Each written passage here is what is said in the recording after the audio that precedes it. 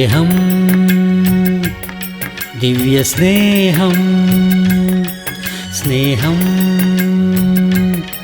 ദിവ്യസ്നേഹം. യൂദായുടെ ലേഖനം 11-ാമത്തെ വാക്യം. അവർക്ക് അയ്യോ കഷ്ടം, അവർ കയീന്റെ വഴിയിൽ നടക്കയും കൂലി കൊതിച്ച് ബിലയാമിന്റെ വഞ്ചനയിൽ തങ്ങളെ തന്നെ ഏൽപ്പിക്കുകയും കോരഹിന്റെ മത്സരത്തിൽ നശിച്ചു പോവുകയും ചെയ്യുന്നു. ഈ കയീൻ ഉൽപ്പത്തി പുസ്തകത്തിൽ നമുക്ക് കാണാം. അതുപോലെ ഈ കോരഹും ബിലയാമും ഇവരെ സംഖ്യാപുസ്തകത്തിൽ കാണാം. അവരുടേതായ സ്ഥിതി നോക്കിയാൽ യേശുക്രിസ്തു ഈ ലോകത്തിൽ വന്ന് പാപികൾക്ക് വേണ്ടി മരിച്ചു, ക്രൂശിൽ മരിച്ച് ഉയർത്തെഴുന്നേറ്റു, മനുഷ്യന്റെ വിടുതലിനായിട്ട് വൻ കാര്യം ചെയ്തു. യേശുവിൻ്റെ നാമത്തിൽ വിശ്വസിച്ച് സ്നാനപ്പെടുന്ന ആളുകളെല്ലാം ദൈവത്തിൻ്റെ മക്കളായി മാറുകയും അവരെല്ലാം തന്നെ സ്വർഗീയ അവകാശികളായി മാറുകയും അങ്ങനെ എല്ലാ രീതിയിലും അനുഗ്രഹിക്കപ്പെട്ടവർക്കാണ് പ്രയോജനമില്ലാത്ത ബുദ്ധി വന്നത്. എന്തൊരു ബുദ്ധിയാണ്! ഈ ഭക്തൻ 3 വ്യക്തികളുടെ പേര് ഇവിടെ എഴുതിയിട്ടുണ്ട്. അവർ കയീന്റെ മാർഗത്തിൽ ആയിരിക്കുന്നു. എന്താണ്? ആരാണവർ? ഏറ്റവും ആദ്യത്തെ മാതാവിനും പിതാവിനും ജനിച്ച മകനാണ് കയീൻ. ആദാമും ഹവ്വായും മാതാപിതാക്കൾക്ക് ജനിച്ചവരല്ല, ദൈവം തന്നെയാകുന്നു അവരുടെ സൃഷ്ടികർത്താവ്. ദൈവം തൻ്റെ കരങ്ങൾ കൊണ്ടാണ് അവരെ ഉണ്ടാക്കിയത്. ആദാമിനെയോ ഹവ്വായോ ഒരു കൊച്ചുകുട്ടിയായിട്ടല്ല സൃഷ്ടിച്ചത്, മറിച്ച് ഒരു യൗവനക്കാരനായിട്ട്, ഒരു മുതിർന്ന പുരുഷനായിട്ട്, അതുപോലെ തന്നെ ഒരു യൗവനക്കാരത്തിയായിട്ട്, ഒരു സ്ത്രീയായിട്ട് ഹവ്വയെ സൃഷ്ടിച്ചു. എന്നാൽ ഏറ്റവും ആദ്യം ഈ ഭൂമിയിൽ ജനിച്ച ഒരു മകനാണ് കയീൻ. അതിനുശേഷം അവനൊരു അനുജനുണ്ടായി. അവൻ്റെ പേരെന്താണ്? ഹാബേൽ. നിങ്ങൾക്ക് എല്ലാവർക്കും അറിയാവുന്നതാണല്ലോ. 2 പേരെ ഉണ്ടായിരുന്നു ലോകത്തിൽ സഹോദരങ്ങളായിട്ട്. കയീന്റെ മാർഗമെന്ന് പറഞ്ഞാൽ എന്താണ്? കയീൻ കൃഷി ചെയ്യുന്നവനാണ്, ഹാബേൽ ആടുകളെ മേയ്ക്കുന്നു. ദൈവത്തിന് വഴിപാട് കഴിക്കേണ്ടി വന്നപ്പോൾ കയീൻ തനിക്ക് ലഭിച്ച കൃഷിഫലത്തിൽ നിന്ന് കുറച്ച് ഫലം കൊണ്ടുവന്ന് ദൈവത്തിന് യാഗമർപ്പിച്ചു. ഹാബേലാണെങ്കിൽ തൻ്റെ ആട്ടിൻകൂട്ടത്തിൽ നിന്ന് ശ്രേഷ്ഠമായ ഒരു ആട്ടിൻകുട്ടിയെ കൊണ്ടുവന്ന് ദൈവത്തിന് യാഗം കഴിച്ചു. ദൈവത്തിന്റെ വചനം പറയുന്നു, ദൈവം കയീനിലും അവന്റെ വഴിപാടിലും പ്രസാദിച്ചില്ല, ഹാബേലിലും അവന്റെ യാഗത്തിലും പ്രസാദിച്ചു. അതായത് ആകാശത്ത് നിന്ന് അഗ്നി ഇറങ്ങി ഹാബേലിന്റെ യാഗത്തെ ദഹിപ്പിച്ചു. ദൈവം അത് അംഗീകരിച്ചു. എന്നാൽ കയീൻ അർപ്പിച്ചതായ യാഗത്തിൽ ദൈവത്തിന്റെ പ്രസാദം ഇറങ്ങി വന്നില്ല. കാരണം ഭൂമി അന്ന് ശപിക്കപ്പെട്ടിരുന്നു. ആദാമിന്റെയും ഹവ്വയുടെയും പാപത്തെ നിമിത്തം ഭൂമിയെ ദൈവം ശപിച്ചിരുന്നു. നീ നിമിത്തം ഭൂമിയെ ശപിക്കുന്നു എന്ന് പറഞ്ഞു. ആ ശപിതമായ ഭൂമിയിൽ നിന്ന് മുളച്ചു വന്നതായ ഫലം കൊടുത്തതുകൊണ്ടാണ് ദൈവം അംഗീകരിക്കാതിരുന്നത്. എന്നാൽ ആട്ടിൻകുട്ടി യേശുക്രിസ്തുവിനെ കുറിക്കുന്നു. രക്തം ഒഴുക്കിയിട്ടല്ലാതെ പാപത്തിന് മോചനം ഉണ്ടാകുന്നില്ല.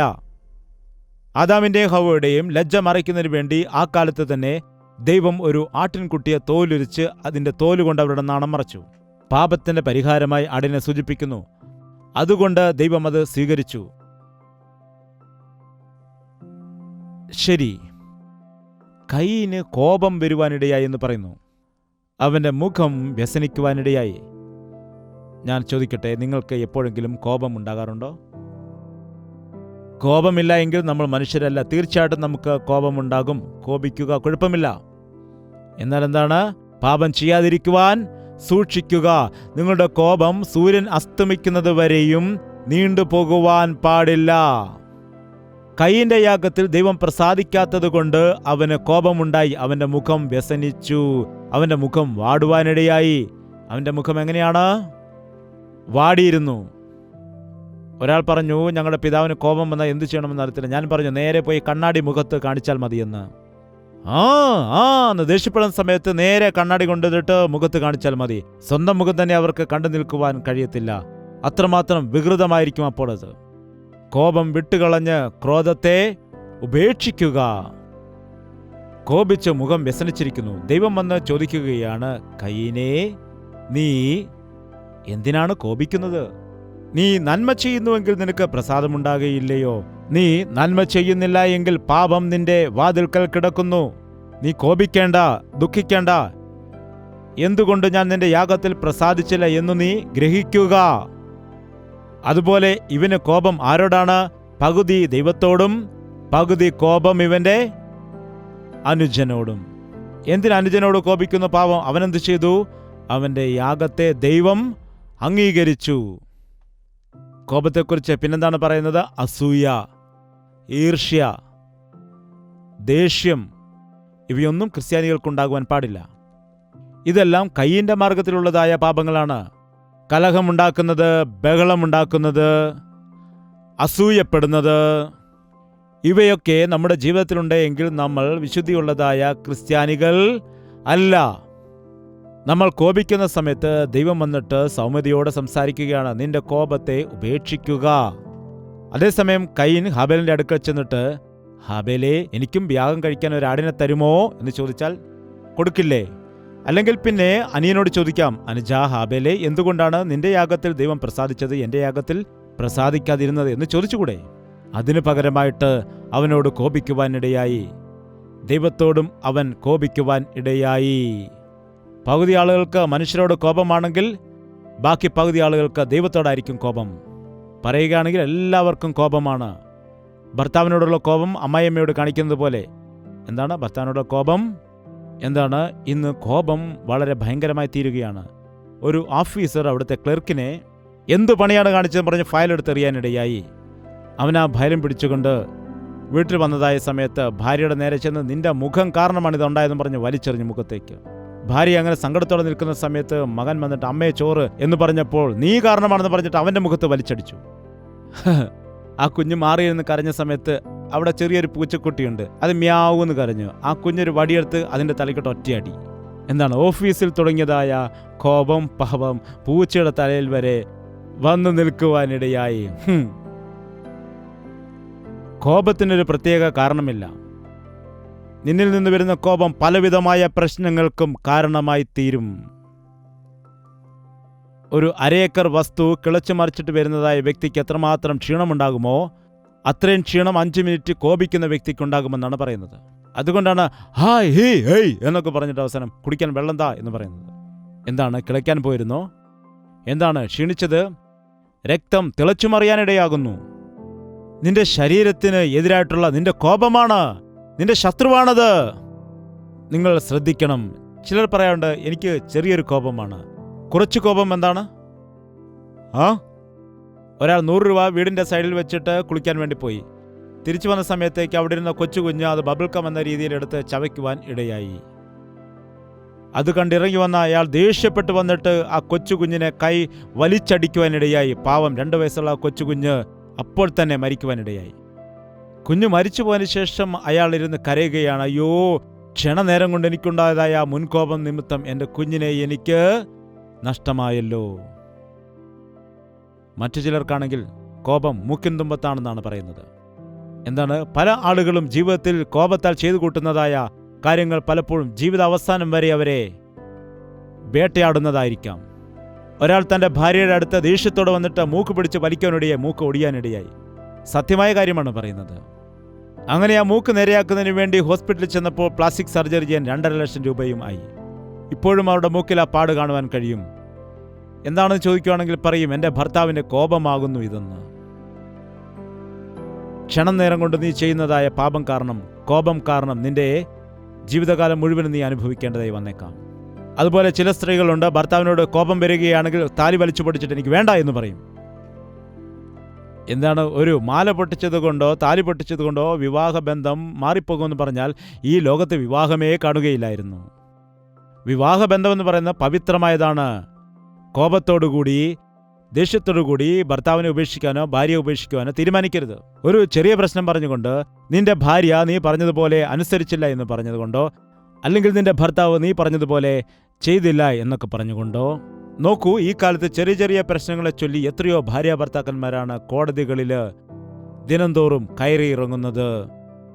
അതുപോലെ വക്കീലന്മാർക്ക് കൊടുക്കാൻ എത്രയോ പണമാണ് ചിലവഴിക്കുന്നത്.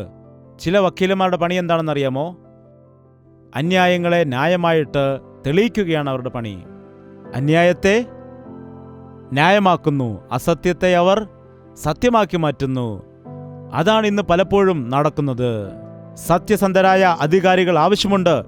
സത്യത്തിനു വേണ്ടി നിലകൊള്ളുന്ന പോലീസ് ഓഫീസർമാർ നമുക്ക് ആവശ്യമാണ്. കയ്യിന്റെ വഴി കോപത്തിന്റെ വഴിയാണ്. കയ്യിന്റെ വഴി ദേഷ്യത്തിന്റെ വഴിയാണ്. തന്റെ അനുജനോട് അവൻ കോപിക്കുവാനിടയായി. എന്തുകൊണ്ട്? നിന്റെ യാഗത്തിൽ മാത്രം ദൈവത്തിന് പ്രസാദമുണ്ടായി. ഞാൻ ഗ്രാമത്തിൽ ദൈവവേല ചെയ്തിരുന്നതായ സമയത്ത് ഒരു സഹോദരി എൻ്റെ അടുക്കൽ വന്നിട്ട് പറഞ്ഞു, പാസ്റ്റർ, എനിക്കിപ്പോൾ തന്നെ പറയണം. ഞാൻ ചോദിച്ചു, എന്താണ് സഹോദരി കോപിക്കുന്നത്? ഞാനും ഞങ്ങളുടെ അയൽപക്കത്തുള്ളതായ സഹോദരിയും ഒരേ ദിവസം തന്നെ ഞങ്ങൾ ഒരുമിച്ച് സഭയിൽ വരുന്നുണ്ടല്ലോ ആരാധിക്കാൻ. അതെ, വരുന്നുണ്ട്.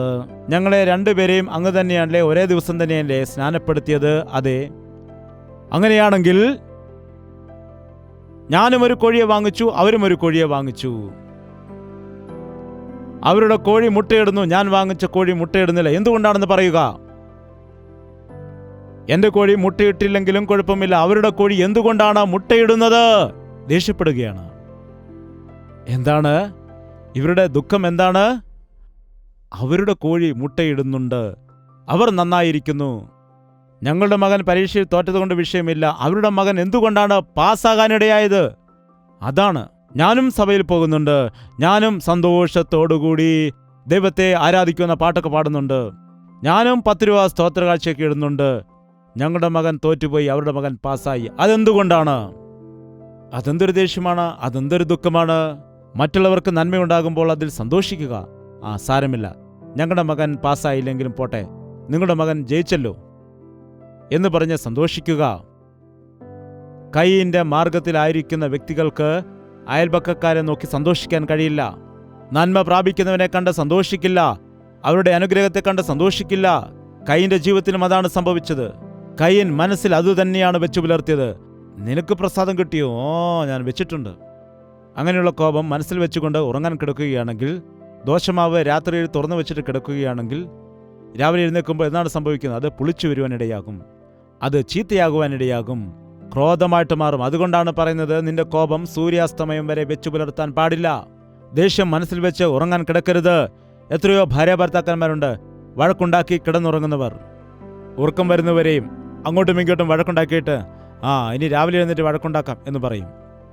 രാവിലെ എഴുന്നേൽക്കുമ്പോൾ ഭർത്താവ് ചോദിക്കും, കാപ്പിതാ? കാപ്പിയുമില്ല കൂപ്പിയുമില്ല എന്ന് പറഞ്ഞിട്ട് വീണ്ടും വഴക്ക് തുടങ്ങാനും മുടിക്ക് പിടിക്കാനും തുടങ്ങും. എന്താണ്? കിടക്കാൻ പോകുന്നതിന് മുൻപ് നിന്റെ ഭർത്താവുമായിട്ട് നീ നിരപ്പ് പ്രാപിക്കുക. നീ ദൈവസന്നിധിയിൽ പ്രാർത്ഥിക്കാൻ തുടങ്ങുന്നതിന് മുൻപ് നിനക്ക് നിന്റെ സഹോദരനോട് എന്തെങ്കിലും വിഷമം തോന്നുന്നുണ്ടെങ്കിൽ അവനോട് ചെന്ന് ക്ഷമ ചോദിക്കുക എന്ന് ദൈവത്തിന്റെ വചനം പറയുന്നു. യഥാർത്ഥ ക്രിസ്ത്യാനി ജാഗ്രതയോടുകൂടി തന്റെ ഹൃദയത്തെ വിശുദ്ധിയോടെ കാക്കുവാനിടയാകും. കോപം അങ്ങനെ സൂക്ഷിക്കുകയാണെങ്കിൽ അത് ഈർഷ്യയായിട്ട് മാറും, അത് വിദ്വേഷമായിട്ട്, അസൂയയായിട്ട് മാറും. അതങ്ങനെ തന്നെ സൂക്ഷിക്കുകയാണെങ്കിൽ നിങ്ങളുടെ ഹൃദയത്തിൽ അവസാനം അത് ഒരു രീതിയിലുള്ള ക്രോധമായിട്ട് മാറിയിട്ട് അവസാനം കൊലപാതകം പോലും ചെയ്യുവാൻ മടി കാണിക്കില്ല. കയ്യൻ എന്താണ് ചെയ്തത്? അവസാനം ആ ഹാബേലിനെ കൊന്നുകളഞ്ഞു. നോക്കൂ, ഇന്ന് എത്രയോ ആളുകളുണ്ട് കോപം വെച്ചുകൊണ്ട്. ഒരുപക്ഷെ കയ്യിൽ വാളോ കത്തിയോ പിസ്റ്റളോ ഇല്ലാത്തത് കൊണ്ടായിരിക്കാം അവർ കൊല്ലാത്തത്. എന്നാൽ അവരുടെ മനസ്സിൽ മാത്രം, നീ നന്നാവില്ല, നീ ഗുണം പിടിക്കത്തില്ല, നീ ചത്താൽ മതി, നീ മരിക്കണം, നിന്റെ കൈയും കാലും തല്ലിയൊടിക്കണം, നീ ഗുണം പിടിക്കത്തില്ല. എന്താണ് ഇങ്ങനെ മനസ്സിൽ ഈർഷ്യ വിചാരിക്കുന്നത്? ശരിയാണോ? നിന്നെ കൊല്ലും, പീസാക്കി മാറ്റും. പലരും ഇങ്ങനെ പറയുന്നത് നിങ്ങൾ കേട്ടിട്ടില്ലേ? കൊലപാതകം ചെയ്യരുത് എന്ന് ദൈവത്തിന്റെ വചനം പറയുന്നുണ്ടല്ലോ. ഞാൻ നിങ്ങളോട് പറയുന്നത് എന്താണെന്ന് വെച്ചാൽ, സഹോദരനോട് കോപിക്കുന്നവനെല്ലാം ന്യായവിധിക്ക് യോഗ്യനായി തീരും. അതാണ് കർത്താവ് വന്ന് നമ്മളോട് പറഞ്ഞത്. ദയവ് ചെയ്ത് നിങ്ങൾ മറ്റുള്ളവരോട് കോപിക്കരുത്. നിങ്ങളുടെ വീട്ടുകാരെയും കൊല്ലും തല്ലുമെന്നൊന്നും പറയരുത്. നിന്റെ ശത്രു നിന്റെ അടുക്കൽ വരികയാണെങ്കിൽ അവന് ആഹാരം കൊടുക്കുക, വെള്ളം കൊടുക്കുക. അപ്പോൾ ദൈവം നിന്നോടും ക്ഷമിക്കാനിടയാകും. യേശുക്രിസ്തുവിന്റെ മാർഗം ക്ഷമയുടെ മാർഗമാണ്. യേശുക്രിസ്തുവിന്റെ മാർഗം സഹനത്തിന്റെ മാർഗമാണ്. യേശുക്രിസ്തുവിന്റെ മാർഗം ദയയുടെ മാർഗമാണ്. യേശുക്രിസ്തുവിന്റെ മാർഗം സ്നേഹത്തിന്റെ മാർഗമാണ്. യേശുവിന്റെ മക്കൾ ആ സ്നേഹത്തിന്റെ വഴിയിലാണ് നടക്കുന്നത്. നിന്നെ ഉപദ്രവിക്കുന്നവർക്ക് വേണ്ടി പ്രാർത്ഥിക്കുക, നിന്നെ വിദ്വേഷിക്കുന്നവരെ നീ സ്നേഹിക്കുക. അതാണ് ദൈവം പഠിപ്പിക്കുന്നത്. ഇന്ന് എത്രയോ യേശുവിന്റെ മക്കളെന്ന് വിളിക്കപ്പെടുന്ന ആളുകൾ പോലും യേശുവിന്റെ വഴിയിൽ കൂടി നടക്കാതെ കയ്യിന്റെ മാർഗത്തിൽ നടക്കുന്നവരുണ്ട്. ഈ ദിവസം മുതൽ ഈ വചനം കേൾക്കുന്ന നാം എല്ലാവരും ആരുടെ വഴിയിലാണ് നടക്കേണ്ടത്? പറയുക, എല്ലാവരും പറയുക.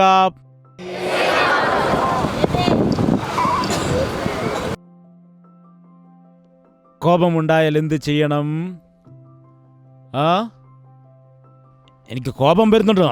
അപ്പോഴെന്താണ് ചെയ്യേണ്ടത്? അപ്പോൾ എന്താണ് ചെയ്യേണ്ടത്? എനിക്ക് കോപം വരുന്നുണ്ട്, എനിക്ക് ദേഷ്യം ഉണ്ടാകുന്നുണ്ട്, എൻ്റെ ദേഷ്യം പോയി എന്ന് പറയണം. അങ്ങനെയാണെങ്കിൽ നമ്മുടെ ചുറ്റും എത്രമാത്രം സന്തോഷമുണ്ടാകും, നമ്മുടെ കുടുംബത്തിൽ എത്ര സന്തോഷമുണ്ടാകും. നിങ്ങൾ പറയുക. എപ്പോഴും മുഖം വീർപ്പിച്ച് പിടിച്ചുകൊണ്ട് മിണ്ടാതെ ഉരിയാടാതെ അങ്ങോട്ടും നോക്കി ഇങ്ങോട്ടും നോക്കി എത്രയോ ആളുകളുണ്ട്. ഇത് ലോകത്തിലുള്ളതാണ്. ദൈവത്തിന്റെ മക്കളിൽ അങ്ങനെയുള്ള സ്വഭാവം കാണാൻ പാടില്ല. അവർക്ക് അയ്യോ കഷ്ടം. കൈയിന്റെ മാർഗത്തിൽ പോകുന്നവർക്ക് അയ്യോ കഷ്ടം. കോപത്തിന്റെ മാർഗത്തിൽ പോകുന്നവർക്ക് കഷ്ടം. ക്ഷമിക്കുക, സഹിക്കുക. എന്താണ്? കോപിച്ചിരിക്കുന്ന വ്യക്തിയുടെ അടുക്കൽ ചെന്നിട്ട് കോപത്തെ ചൂടുപിടിപ്പിക്കരുത്. മൃദുവായ വാക്ക് കോപത്തെ ശമിപ്പിക്കുന്നു, കഠിന വാക്കോ കോപത്തെ ജ്വലിപ്പിക്കുന്നു എന്നാണ് വചനം പറയുന്നത്. നിങ്ങൾ എന്തിനാണ് അങ്ങനെ ചെയ്യുന്നത്? നിങ്ങളുടെ ഭർത്താവ് ദേഷ്യപ്പെട്ടിരിക്കുന്നു എന്ന് വിചാരിക്കുക. എന്താണെന്ന് ചോദിച്ചാൽ എന്താ നീ മിണ്ടരുത്. എന്താ മിണ്ടിയാൽ എന്താ? തല്ലുമോ? തല്ല്. അപ്പം തന്നെ കിട്ടും തല്ല്. നീ തന്നെ ചെന്നിട്ട് തല്ല് എന്ന് പറഞ്ഞാൽ ദേഷ്യപ്പെട്ടിരിക്കുന്ന അവൻ നിന്നെ പിന്നെ എന്താണ് കോപിച്ചിരിക്കുന്നത്? ഒരു കാര്യം ചെയ്യും, ഞാൻ നല്ല ചായ ഇട്ടുകൊണ്ട് വരാം, കുടിക്ക്. നിനക്ക് വിവരമില്ലേ? അതെ, എനിക്ക് വിവരം ഒട്ടുമില്ല. നീ ഒരു ദുഷ്ടയാടി. ശരിയാണ്, ഞാനൊരു ദുഷ്ടയായ സ്ത്രീയാണ്. നിനക്ക് നാണമില്ലേ ഈ പറയുന്നതിന്? അതെ, നാണമില്ല. നിങ്ങളുടെ കൂടെ കൂടിയ പിന്നെ എൻ്റെ നാണമെല്ലാം പോയി കേട്ടോ. അങ്ങനെയാണെങ്കിൽ എത്ര നേരം പിന്നെ കോപിച്ചിരിക്കുവാൻ കഴിയും? പറ. ശരി, പച്ചവെള്ളം തരുമെന്ന് പറയും. അതല്ലാതെ അങ്ങോട്ടും ഇങ്ങോട്ടും ഓരോന്നൊക്കെ പറഞ്ഞിട്ട് ദൈവത്തിൻ്റെ നാമത്തെ അപമാനപ്പെടുത്തുന്നു, വെറുതെ നിന്ന് വരുത്തി വയ്ക്കുന്നു. ചിലർ നാട്ടുകാരെ മുഴുവനും അറിയിക്കും. ചിലർ വീട്ടിൽ വഴക്കുണ്ടാക്കിയിട്ട് ഭാര്യ റോഡിലേക്ക് ഓടി വരും. എന്തുകൊണ്ടാണ്? വഴിയിലുള്ള ആരെങ്കിലും ഹെൽപ്പ് ചെയ്യുമോ എന്ന് വിചാരിച്ചാണ്. റോഡിലാണോ നല്ലത് അതോ വീട്ടിലാണോ നല്ലത്? റോഡിൽ സുരക്ഷിതമില്ലാത്തത് കൊണ്ടാണ് നാം ഭവനത്തിൽ താമസിക്കുന്നത്. എന്നാൽ ഇന്ന് ഭവനങ്ങളിൽ സുരക്ഷിതമില്ല. ഭവനങ്ങളിൽ കലഹമാണ്, അടിപിടിയാണ്. അങ്ങനെ അനേകർ വീണ്ടും റോഡിലേക്ക് തന്നെ വരുന്നു. യേശുവിൻ്റെ മക്കൾ സ്നേഹം കാണിക്കും, അവർ സഹിക്കും, അവർ ക്ഷമിക്കുന്നവരായിരിക്കും. സ്നേഹത്തിൽ കൂടി നിന്റെ ഭർത്താവിനെ നിനക്ക് നേടുവാൻ കഴിയും. നിന്റെ ഭാര്യ ദുഷ്ടയാണെങ്കിൽ, സ്നേഹം ഇല്ലാത്തവളാണ് എങ്കിൽ വിവാഹം മോചനം ചെയ്ത് മറ്റൊരാളെ കെട്ടുമെന്ന് പറയരുത്. സ്നേഹത്തിൽ കൂടി. എന്താണ്? യേശുക്രിസ്തു സഭയെ സ്നേഹിച്ച് കറയും ചുളുക്കവും വാട്ടവും മാലിന്യമില്ലാതാകത്തക്കവണ്ണം തൻ്റെ സ്വന്തം രക്തം കൊണ്ട് ശുദ്ധീകരിക്കാനിടയായി. പുരുഷനായിരിക്കും നിന്റെ ഉത്തരവാദിത്തം എന്താണ്? നിന്റെ ഭാര്യയെ നേരെയാക്കണം. സ്നേഹം കൊണ്ട് നിന്റെ ഭാര്യയെ നേരെയാക്കിയെടുക്കേണ്ടതായ ആ ഉത്തരവാദിത്തം നിന്നിലാണുള്ളത്. അതല്ലാതെ ഭാര്യയെ നിന്ദിച്ചതുകൊണ്ടോ അപമാനിച്ചതുകൊണ്ടോ പ്രയോജനമില്ല. കൈയിൻ്റെ വഴി വിദ്വേഷത്തിൻ്റെ വഴിയാണ്, കഷ്ടതയുടെ വഴിയാണ്, മരണത്തിൻ്റെ വഴിയാണ്. ഇന്ന് അനേകം ആളുകൾ ദൈവത്തിൻ്റെ മക്കളെന്ന് പറയുകയും കൈയിൻ്റെ മാർഗത്തിൽ സഞ്ചരിക്കുകയും ചെയ്യുന്നു. ആ കാലത്ത് ശൗലിന് ദാവീദിനോട് കോപമുണ്ടായി. എന്തുകൊണ്ടാണ്? ഇസ്രായേലിനെ മുഴുവനും ദാവീദ് രക്ഷിച്ചു. ആരുണ്ട് എന്നെ നേരിടാനെന്ന് പറഞ്ഞ് ഗോലിയാത്ത് വെല്ലുവിളിക്കുമ്പോൾ ശൗല് വെളിയിലേക്ക് വന്നില്ല, സൈന്യം ആരും വന്നില്ല. ദാവീദ് പറഞ്ഞു, ഞാൻ ചെന്നിട്ട് അവനെ നേരിടാമെന്ന്, എൻ്റെ ദൈവത്തിൻ്റെ നാമത്തിൽ ഞാൻ കടന്നു ചെല്ലാമെന്ന് പറഞ്ഞു. അങ്ങനെ ഗോലിയാത്തിനെ ഒറ്റയടിക്ക് താഴെയിടുവാനിടയായി. രാജ്യത്തിന് ജയം കൊണ്ടുവന്നു. ശത്രുവിൻ്റെ കയ്യിൽ നിന്ന് രാജ്യത്തെ രക്ഷിച്ചു. ശൗൽ പറഞ്ഞു, പകുതി രാജ്യം നൽകാം, എൻ്റെ മകളെ വിവാഹം ചെയ്തു തരാമെന്ന് പറഞ്ഞു. അങ്ങനെ ചെയ്തു കൊടുത്തു. എന്നാൽ അങ്ങനെ ഇരിക്കുമ്പോൾ ഒരു ദിവസം ഒരു പാട്ട് അദ്ദേഹത്തിൻ്റെ കാതിൽ വന്നലച്ചു. എന്താണ് ആ പാട്ട്? ശൗല് ആയിരങ്ങളെ കൊന്നു ടുഡുണ്ടുടും, ശൗല് ആയിരങ്ങളെ കൊന്നു ടുഡുണ്ടുടും. ശൗല് ആയിരങ്ങളെ കൊന്നെന്ന് കേട്ടപ്പോൾ തന്നെ ഹ എന്ന് ചിരിക്കുകയാണ് അദ്ദേഹം. അപ്പോഴാണ് പാട്ടിന്റെ അടുത്ത സ്റ്റാൻസ് കേട്ടത്. അതിങ്ങനെയായിരുന്നു, ദാവീദ് 10,000 കൊന്നു. ദാവീദ് എന്ന് കേട്ടപ്പോൾ തന്നെ അവന്റെ മുഖഭാവം മാറി. ദാവീദ് 10,000 കൊന്നു എന്ന് പറഞ്ഞ് സ്തുതിക്കുന്നു കേട്ടപ്പോൾ അവന്റെ മുഖം വാടി. വചനത്തിൽ പറയുന്നു, അന്നു മുതൽ ശൗലിന് ദാവീദിനോട് അസൂയ ഉണ്ടായി. എങ്ങനെയാണ് അവൻ നോക്കിയത്? അസൂയയോടുകൂടിയാണ് നോക്കിയത്. ആ വചനങ്ങളുടെ റെഫറൻസ് എടുത്ത് വായിക്കാനുള്ള സമയം നമുക്കില്ലാത്തത് കൊണ്ടാണ് മുമ്പോട്ട് പോകുന്നത്. അങ്ങനെ ദൈവത്തിൻ്റെ ആത്മാവ് ശൗലിനെ വിട്ടുപിരിഞ്ഞു. അപ്പോൾ തന്നെ ദുരാത്മാവ് വന്നിട്ട് ശൗലിൻ്റെ മേൽ പ്രവേശിച്ചു. എത്ര ഭയങ്കരമാണ്! പറയുക, നീ കോപിക്കുന്ന സമയത്ത് നിന്നിൽ യേശുക്രിസ്തു കാണില്ല, മറിച്ച് പിശാചായിരിക്കും. പരിശുദ്ധാത്മാവുള്ളവൻ കോപിക്കുകയില്ല, സമാധാനത്തോടെയായിരിക്കും. ദൈവത്തിൻ്റെ ആത്മാവുള്ളവൻ ശാന്തതയോടെ നടക്കാനിടയാകും. ഈ ദിവസം ചോദിക്കട്ടെ, ഏത് ആത്മാവിനാലാണ് നിങ്ങൾ നടത്തപ്പെടുന്നത്? ഏതു മാർഗത്തിലാണ് നിങ്ങൾ സഞ്ചരിക്കുന്നത്? ഒരു ദിവസം യേശുക്രിസ്തു ശമര്യയിൽ കൂടി കടന്നു പോകുന്ന സമയത്ത് ആ ശമര്യക്കാർ യേശുവിനെ തടയുവാനിടയായി. യഹൂദന്മാർ ഞങ്ങളുടെ ദേശത്തേക്ക് വരുവാൻ പാടില്ലെന്ന് പറഞ്ഞു. അപ്പോൾ യേശുവിന്റെ കൂടെ നിന്നതായ യാക്കോബിനും യോഹന്നാനും കോപം വന്നു. എന്ത് കാര്യമാണിത്? യേശുക്രിസ്തുവിനെ തടയുവാൻ തക്കവണ്ണം ഇവർ വളർന്നോ? അവരോട് കോപിച്ചിട്ട് യേശുവിനോട് തിരിഞ്ഞ് പറയുകയാണ്, യേശുവെ, അന്ന് ഏലിയാവ് ചെയ്തതുപോലെ ആകാശത്തുനിന്ന് അഗ്നിയിറക്കി ഇവരെ കൊന്നുകളഞ്ഞേക്കാമോ? അപ്പോൾ യേശുക്രിസ്തു തിരിഞ്ഞ് അവരോട് എന്താണ് പറഞ്ഞത്? നിങ്ങൾ ഏതാത്മാവിനാലാണ് സഞ്ചരിക്കുന്നത്? മനുഷ്യപുത്രൻ കടന്നു വന്നത് നശിപ്പിക്കാനല്ല, രക്ഷിക്കുന്നതിന് വേണ്ടിയാണ്. എന്തുകൊണ്ടാണ് നിങ്ങൾ അത്രമാത്രം അവരെ ഓർത്ത് കോപിക്കുന്നത്? എന്തിനു ദേഷ്യപ്പെടുന്നു? യേശുവിന്റെ സ്നേഹം നമ്മോട് കരുണ കാണിക്കുന്നു, ദയ കാണിക്കുന്നു, ക്ഷമിക്കുന്നു, സഹിക്കുകയാണ്. നാം ശത്രുക്കളായിരുന്നപ്പോൾ തന്നെ അവൻ നമ്മെ സ്നേഹിച്ചു. മത്സരിക്കുന്നവരോട് ദൈവം രാവും പകലും തൻ്റെ കരം നീട്ടി നിൽക്കുകയാണ്. അവൻ അനുഗ്രഹിക്കുന്നവനാണ്. നമ്മൾ ദൈവത്തിൻ്റെ മക്കളാണെങ്കിൽ ആ സ്നേഹം നമ്മളിലും ഉണ്ടായിരിക്കണം. ദൈവം ചെയ്ത് തലകളെ വണക്കാം. നമുക്കിപ്പോൾ പ്രാർത്ഥിക്കാം. നിന്റെ ശാപത്തെ ഇന്ന് അഴിക്കുന്ന ദിവസമാണ്. നിന്റെ ജീവിതം അനുഗ്രഹമാക്കി മാറ്റുവാൻ അവൻ ആഗ്രഹിക്കുന്നു. നീ ഇന്ന് കൈയിൻ്റെ മാർഗത്തിലായിരിക്കുന്നുവെങ്കിൽ നിന്നെ യേശുവിൻ്റെ മാർഗത്തിലേക്ക് തിരിക്കുവാൻ അവൻ മതിയായ ദൈവമാകുന്നു. കർത്താവ്, എൻ്റെ ജീവിതത്തിൽ മുൻപോട്ട് പോകുന്നുണ്ട് എന്ന് തോന്നുന്നുവെങ്കിലും എൻ്റെ ജീവിതത്തിൽ യാതൊരു വിധമായ അഭിവൃദ്ധിയുമില്ല. ഒരുവന് തൻ്റെ വഴി ചൊവ്വായിട്ട് തോന്നും, എന്നാൽ അതിൻ്റെ അവസാനമോ മരണവഴികൾ തന്നെ എന്ന രീതിയിൽ എൻ്റെ ജീവിതത്തിൽ വളരെ ബുദ്ധിമുട്ടുകളുണ്ട്. വളരെ കഷ്ടതയിൽ കൂടി കടന്നു പോകുന്നപ്പാ, എന്നോട് ക്ഷമിക്കണമേ കർത്താവേ, എന്നെ രക്ഷിക്കണമേ കർത്താവേ. ദയവ് ചെയ്ത് തലകളെ വണക്കുക, പ്രാർത്ഥിക്കാം. പ്രാർത്ഥന. പരിശുദ്ധനായ സ്നേഹമുള്ള പിതാവേ, നിന്റെ സന്നിധിയിൽ കൂടി വന്നിരിക്കുന്ന ഞങ്ങളെല്ലാം ദർശിക്കുമാറാകണമേ. ഞങ്ങളുടെ പഴയ ആദാമിന്റെ സ്വഭാവത്തിൽ നിന്ന്, അനുസരണക്കേടിൽ നിന്നും, കോപത്തിൽ നിന്നും, വിദ്വേഷത്തിൽ നിന്നും, അത്യാഗ്രഹത്തിൽ നിന്നും, അസൂയയിൽ നിന്നും ഞങ്ങളെ വിടുവിക്കുമാറാകണമേ.